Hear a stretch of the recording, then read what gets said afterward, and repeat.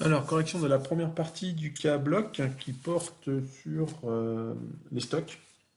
Donc, l'idée, c'est de calculer euh, les équivalents des ventes en coût d'achat, calculer un stock moyen, un taux de rotation des stocks, une durée de stockage, utiliser la formule de Wilson pour calculer la quantité optimale de commandes, pour ensuite pouvoir rédiger la question 5, remplir le tableau qui correspond au planning annuel d'approvisionnement de la référence mallette spectacle Magie Ferio. Donc, et puis de présenter ensuite la fiche de stock de la référence Barbie, le château du Bal, à la date du 16 janvier 2007, en retenant la méthode du coût moyen unitaire pondéré. Alors, du coup, on va commencer. Donc là, je vais aller sur Excel. Donc, ce que j'ai fait, c'est que j'ai reporté. Alors, vous retrouverez ce fichier-là sur Xlearning, avec le corrigé en début de semaine prochaine. Donc, j'ai reporté les 6 questions que vous avez là. Et puis, à gauche, l'idée, effectivement, c'est de pouvoir remplir des petits tableaux qui nous permettent de répondre aux 6 questions qui sont posées. Alors, à partir des données fournies en annexe 1, calculez le volume des ventes de boîtes Pictionary du mois de février, puis calculez le coût d'achat de ces ventes pour l'unité commerciale. Donc là, vous avez l'annexe ici avec l'ensemble des éléments qu'on retrouve. Donc, il suffit de renseigner déjà le stock initial ici, puisqu'on dit que j'ai un stock de début de mois de 6 unités, donc je vais mettre 6 unités. Je procède également à 30 achats de Pictionary sur le mois, donc je mets 30. Voilà. Et à la fin du mois, on me dit que j'ai un stock de 4. C'est pas compliqué pour retrouver justement les ventes. Il suffit tout simplement donc de faire faire en fait le stock initial plus les achats moins les ventes, ça me donne effectivement mon stock final de 4. Donc forcément ici je vais avoir 32, hein, puisque 4 égale à 6 plus 30 moins 32. Donc on identifie effectivement en posant la formule du stock initial et du stock final, on retrouve les ventes 32 unités. Donc voilà, on a déjà répondu à la première question, on a trouvé déjà le volume des ventes de boîtes Pictionary pour le mois de février, 32. Ensuite, on nous demande de calculer le coût d'achat de ces ventes. Alors le coût d'achat unitaire, en fait, est de 25,80 €. Donc là, je mets 25,80 €. Et donc, en multipliant le coût d'achat unitaire par le volume de vente, c'est-à-dire 32 boîtes, j'obtiens un coût d'achat des marchandises vendues, coût d'achat des ventes de Pictionary, 825,60 €. Donc voilà pour la première question. Deuxième question, calculer le stock moyen de la référence Pictionary sur le mois de février. Alors, je vous ai remis la formule ici pour calculer le stock moyen. Le stock moyen, c'est tout simple. En fait, on additionne le stock initial et le stock final et on divise par 2. On fait une moyenne.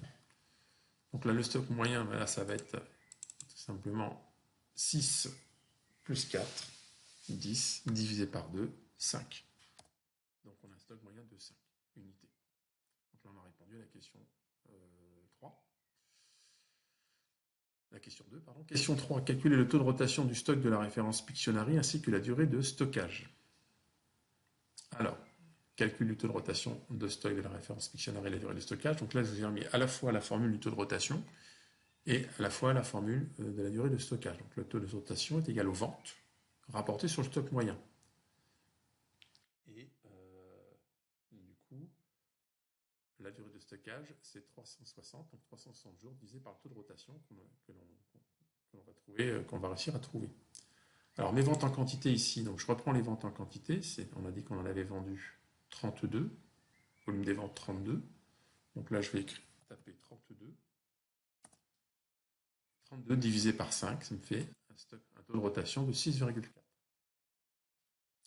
Et pour calculer la durée de stockage, il suffit de diviser 360 jours par le taux de rotation. Le taux de rotation qu'on vient de trouver, c'est 6,4. Donc là, je rentre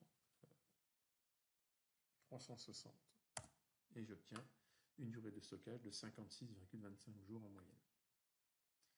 Voilà la réponse à la question 3. Ensuite, on nous demande de calculer la durée optimale, le nombre optimal de commandes sur l'année pour la référence mallette, spectacle, magie et Ferio. Donc là, je retourne sur la feuille suivante, je vais sur la feuille suivante. Donc, il suffit d'appliquer la formule de Wilson. Donc, une formule un petit peu bizarre. Alors, cette formule-là, on vous la donne, vous n'avez pas à l'apprendre. Par contre, effectivement, il faut savoir l'utiliser, d'autant plus que la racine carrée, oui, la racine carrée recouvre l'intégralité de la fraction. Donc, au dénominateur, on a trois éléments à multiplier. Q multiplie P, Q multiplie T. Q correspond aux ventes prévisionnelles, les consommations, ce qu'on appelle les consommations en contrôle de gestion. Le prix, c'est le prix d'achat des mallettes.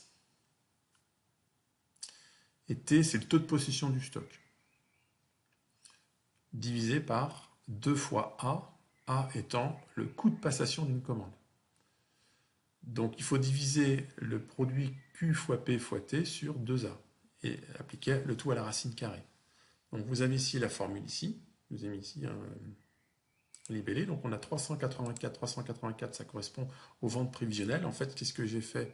J'ai tout simplement additionné ici, j'ai pris le total ici des ventes en volume sur l'année, sur les 12 mois, en additionnant 20 plus 26 jusqu'à plus 53, et vous obtenez 384 unités.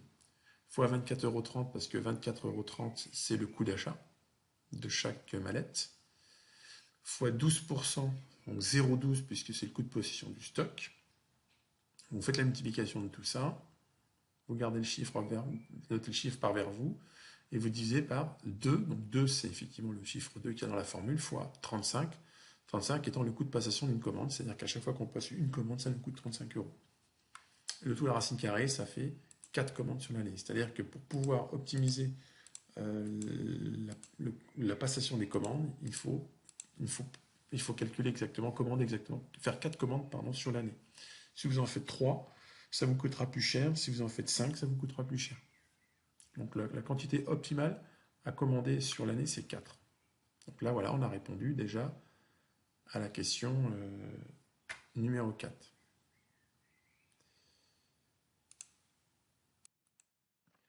Alors ensuite, on nous demande de compléter le planning annuel d'approvisionnement de la référence mallette spectacle, Magie Ferio.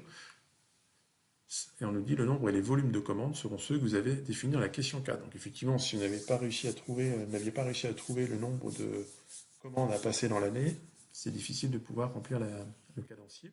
Donc là, on a trouvé 4, donc ça veut dire que sur l'année, on va passer 4 commandes. Donc là, qu'est-ce que je vais commencer par faire? Je vais déjà commencer par reporter les ventes en volume qui sont ici. Je vais les reporter déjà sur mon cadencier, dans la ligne vente prévue. Donc j'ai 20, 26, 29, 33, 42, 31, 28, 26, 22, 28, 46. Et le dernier, 53. Donc je vérifie quand même le total. Je suis bien à 384.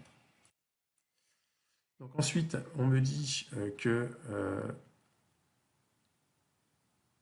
le stock au 1er janvier est de 6 unités. Donc là, je vais écrire 6 unités. Et donc, il va falloir que je fasse une première livraison. Alors, je fasse une première livraison. Donc là, en l'occurrence, je vais calculer.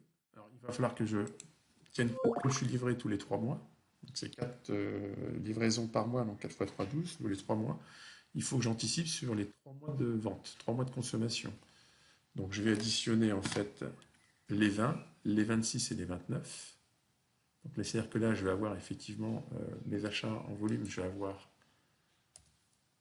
20, plus 26, plus 29, plus mon stock de sécurité, parce qu'il ne faut pas que je descende en dessous de 12 12 unités, donc il faut que je garde un stock de sécurité de 12, moins mon stock initial de départ. Et ça va me donner 81. Donc il faut que je commande 81 mallettes spectacle magie. Le problème, c'est qu'on me dit que c'est pas des mallettes que je commande, mais c'est des lots. En fait, je suis obligé de commander des lots. Et dans chaque lot, j'ai 6 mallettes. Donc, je vais diviser 81 mallettes par 6 et ça me donne 13,5 lots. Donc, il faut que je commande 14 lots. Donc, en fait, 14 lots fois 6, il faut que je commande en fait non pas 81 mallettes, comme j'ai calculé précisément, mais 84. Donc, je vais avoir un petit peu de surstock. Ça, c'est lié effectivement au fait que je commande par lot. Donc là, ça c'est bon. Donc du coup, j'ai mon stock après livraison, ben, il va être compris de mes 84 mallettes commandées, plus mon stock initial de 6, ça me fait 90 mallettes. J'en consomme 20, donc il m'en reste 70 à la fin du premier mois. Le stock final du mois précédent devient le stock initial du mois suivant. Donc là, je passe pas d'achat, évidemment. Donc je descends, vous voyez, à 44, puis ensuite à 15. Donc ça va, je suis au-dessus de mon stock de sécurité, je suis pas en deçà, donc c'est bon. Donc après 3 mois, il faut que je repasse une commande, donc qui va tenir compte de mes ventes du quatrième mois, du cinquième mois, du sixième mois, plus toujours pareil, mon stock de sécurité, moins mon stock initial de 15 unités.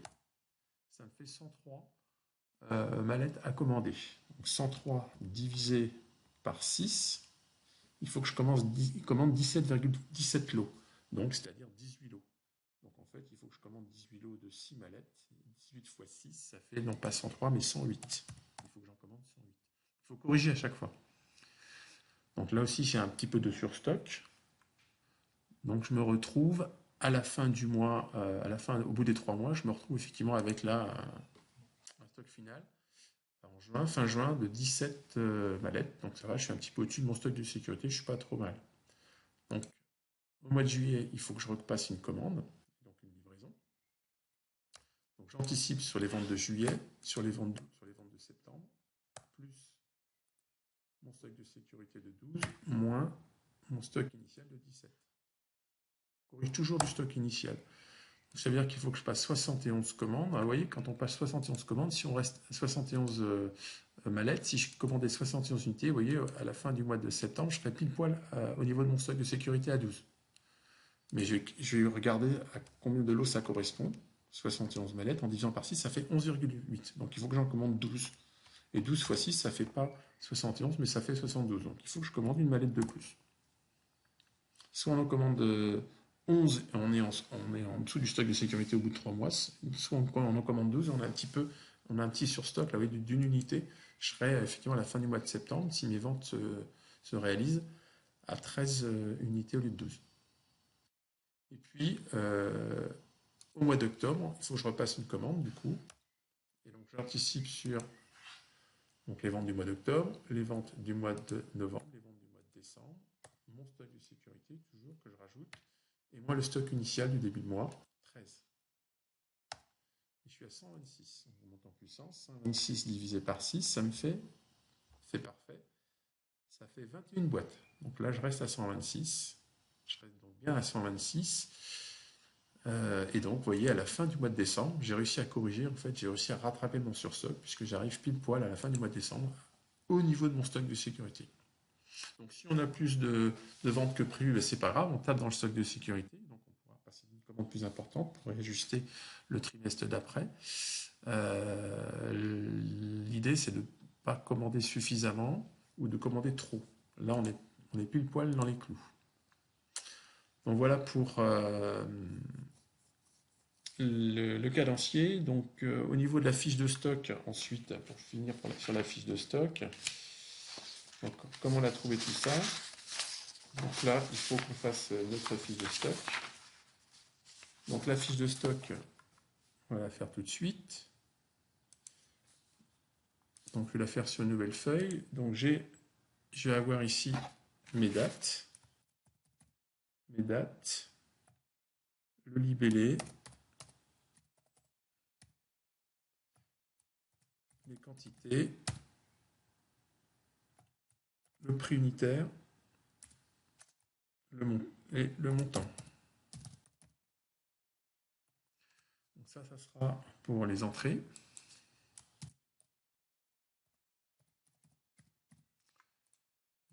Pour les entrées. On fait la même chose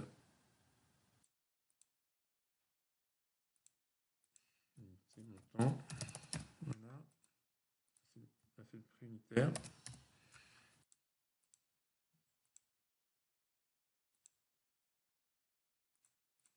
Les entrées, il faut que je les mette ici. Voilà. Et puis là, on fait la même chose. Sauf que ça, ce sont les sorties. Sorties de stock liées aux ventes. Donc voilà. Donc là, j'ai déjà l'entête de ma fiche de stock. Il s'agit de la fiche. Alors là, il s'agit de la fiche de stock. On va le noter. Hein.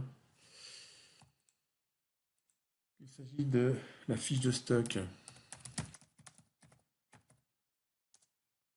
Référence Barbie. Le château du Bal.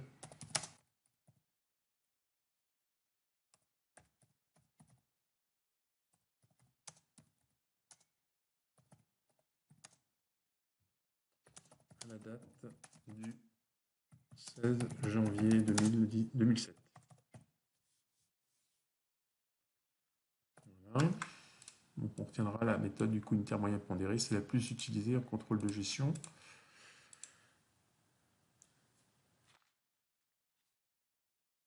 Alors, au niveau de l'annexe.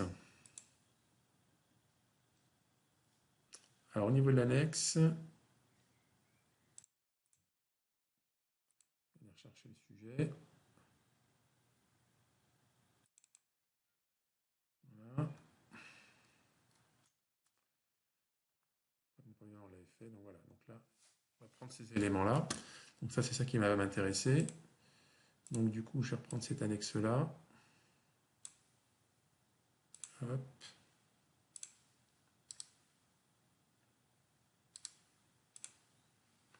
Voilà, pour pouvoir suivre. Donc on me dit que le 8 décembre, je rentre 20 articles à 52 € l'unité. 20 articles, alors donc, je vais mettre le 7 décembre. Donc le 7 décembre. Bon, déjà, donc 7 décembre, j'ai un stock initial de 5 articles. Hein. Donc là, je mets stock initial, 5 articles. C'est inscrit ici, 5 articles au coût d'achat de 40 €. Donc à 40 €. Donc je fais ma multiplication. 5 fois 4, 200, ça fait 200 €. Donc ensuite,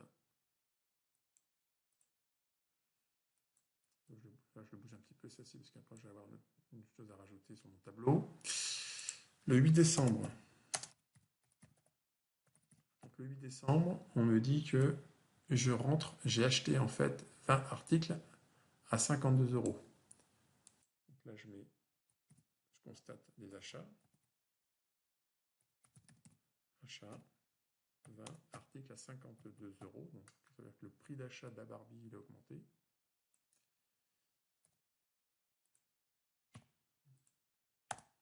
Et 1040 €. Donc là, ça veut dire que là, je vais avoir mon état des stocks ici. Il va falloir que je mette. Je vais retrouver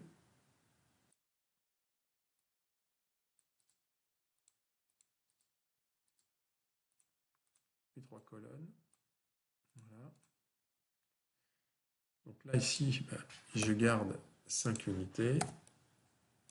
Je garde 40 et je garde à 200.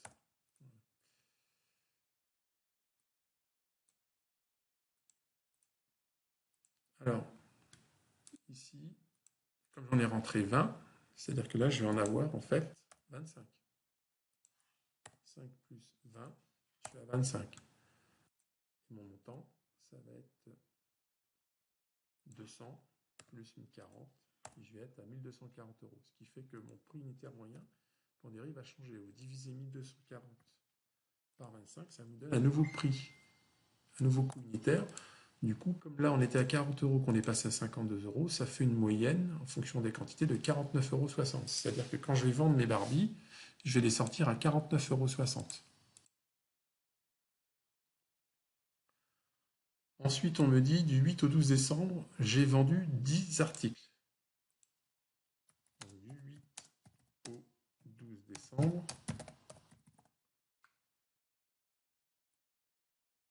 J'ai vendu 8 articles. J'en ai vendu 10 articles, donc vente. Donc je me mets en sortie, j'en ai vendu 10. Cette fois-ci, je les sors à 49,60 €. C'est-à-dire que ma valeur de stock des Barbie vendus, il est de 496 €. Donc là, il ne m'en reste plus que 25 moins 10. Il me reste 15. Et du coup,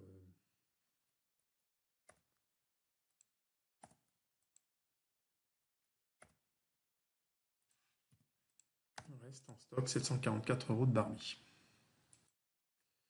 Ensuite, le 13 décembre, j'en rachète 9 à 54 €. Le 13 décembre, on me dit que j'en rachète 9. Donc, achat. J'en rachète 9 à 54 €.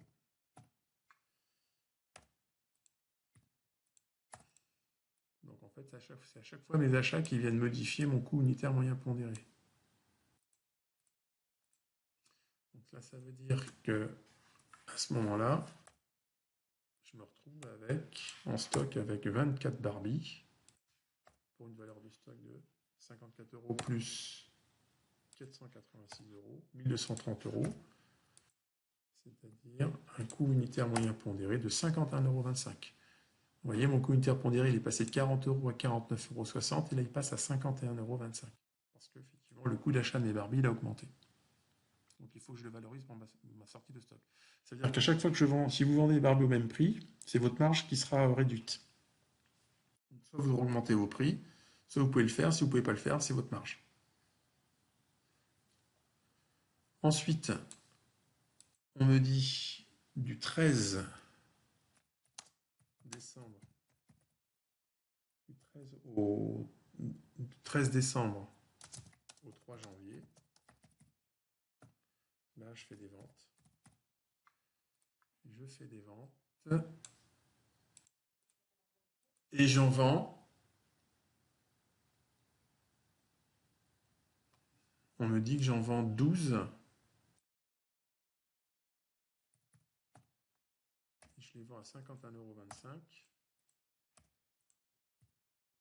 €. Soit 615 € en sortie de stock. Donc il ne me restera plus que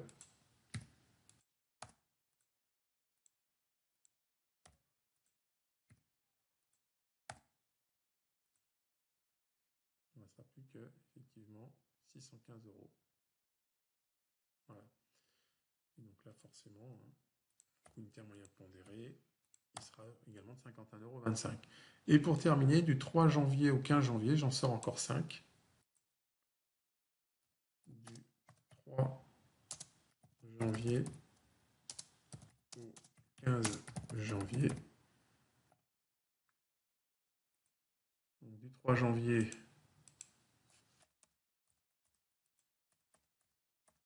au 15 janvier, j'en vends encore 5. Bon, j'en vends 5. Je les vends toujours à 51,25 €, sans problème. Voilà. Et donc là, du coup, j'ai 256,25 €. Donc il ne m'en reste plus qu'en stock. 12 moins 5, il m'en reste 7. Pour une valeur de stock, 615 € moins 256,25 €, 358,75 €. Vous voyez, quand vous divisez 358,75 € par 7 unités, vous retrouvez 51,25 €. Donc voilà comment on remplit une fiche de stock en utilisant la méthode du coût unitaire moyen pondéré. Bon, j'espère que cet exercice vous a convenu. En tout cas, vous avez bien compris comment on utilisait la formule de Wilson pour calculer le nombre optimal de commandes à passer sur une année. Le cadencier qui est quand même pas mal, il faut ajuster par rapport à la fiche de stock, mais comme on avait une contrainte, c'était qu'on ne commandait pas des unités mais des lots, donc il fallait ajuster aussi. Et puis la fiche de stock qui ne me paraît pas très compliquée non plus. N'hésitez pas à refaire l'exercice si vous avez quelques soucis. Bon courage.